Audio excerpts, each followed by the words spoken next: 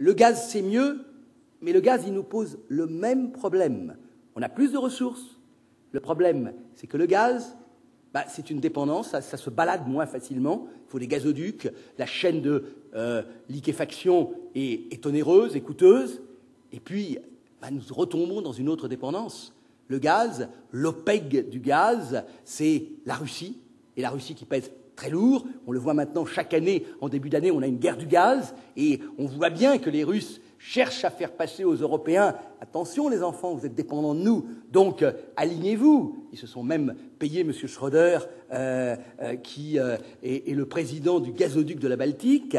La Russie, l'Iran, sympathique pays aussi, vous en conviendrez, l'Algérie, la Libye et le Qatar. Là aussi, nous avons quand même un niveau de dépendance qui est tout à fait inquiétant. Alors, il nous reste quoi? Le charbon. Ah oui, le charbon. Alors là, si je commence à rentrer dans le coût carbone du charbon, c'est effroyable. Même si les Chinois font de gros efforts. Je n'y connais rien, mais on me dit que maintenant les centrales thermiques chinoises de dernière génération sont presque propres. Pour l'instant, presque. Mais je suis nul dans ces domaines.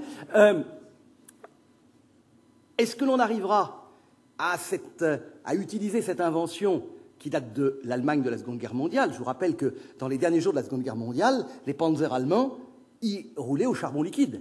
Et les Allemands avaient inventé ce système qui a été redéveloppé par les Sud-Africains, par Sasol. Les Chinois essaient. Pour l'instant, la liquéfaction du charbon, ça n'est pas très rentable.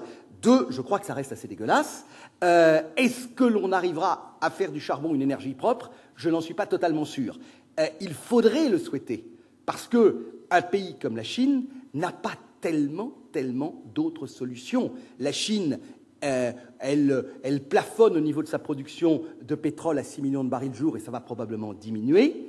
Ils sont pratiquement à 10 millions de barils jour de consommation, donc ils sont aujourd'hui des importateurs.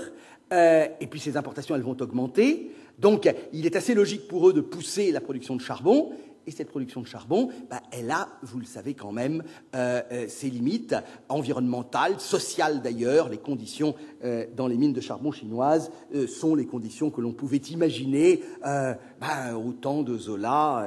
Relisez Zola et vous aurez à peu près la condition des mineurs de charbon chinois, et je pense même que c'est pire. Donc je ne sais pas si le charbon... Je ne pense pas que le charbon sera décisif au XXIe siècle. Je pense qu'il restera quand même, et de loin, la principale énergie. Enfin, il y a les autres énergies, ce qu'on appellera les énergies nouvelles. Alors, le solaire, moi je veux bien. J'ai regardé le dernier graphique qui a été présenté, où on les voit venir. Bon, c'est intermittent, l'éolien. La biomasse, je crois qu'il faut en dire un mot. Beaucoup de bêtises aujourd'hui. Faire cultiver des produits agricoles pour en faire de l'énergie, c'est une absurdité. Le plan éthanol américain à partir du maïs est une absurdité. Il y a une plante qui est intéressante, c'est la canne à sucre. C'est la plus belle usine à capter la photosynthèse. Et je crois que, de ce point de vue-là, le programme brésilien est relativement intéressant, même si pour d'autres raisons, la canne à sucre peut être inquiétante en termes d'occupation des terres, en termes d'épuisement des sols, etc. Je crois par contre, je termine, je vous vois venir, puis il faut que je vous quitte, donc je crois par contre beaucoup, mais j'ai un peu la foi de celui qui ne pratique pas, je crois beaucoup à la biomasse de deuxième, voire de troisième génération. Je crois qu'il y a d'énormes potentialités non utilisées dans le domaine, par exemple, de l'utilisation des déchets. Nous produisons chaque année sur la planète 4 milliards de tonnes de déchets. 4 milliards de tonnes de déchets à peu près. De ces 4 milliards de tonnes de déchets, il n'y en a qu'à 1 milliard qui sont valorisés. Du recyclage et puis de la valorisation énergétique. On peut aller beaucoup plus loin.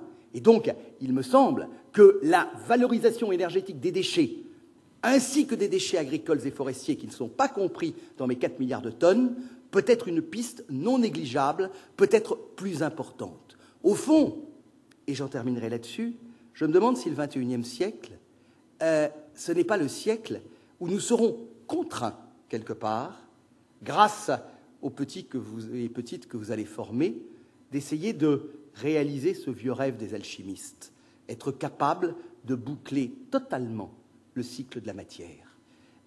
Je pense que notre monde ne sera vivable que si nous sommes capables au XXIe siècle de passer d'une logique de la prédation, qui est encore la nôtre, à une logique de la récupération, du recyclage et de l'économie circulaire. Alors pour cela, il ne faut pas se faire d'illusions. Nous serons dans un environnement toujours aussi instable sur les marchés de l'énergie et nous aurons besoin d'un quatrième, voire un cinquième choc pétrolier. Le quatrième choc pétrolier, il est pour dans 2 ou 3 ans. Et ne pleurez pas lorsque vous reverrez le baril de pétrole monter. Dites-vous que c'est le plus beau cadeau que nous pouvons faire aux générations à venir. Merci. Merci beaucoup, M. Chamon.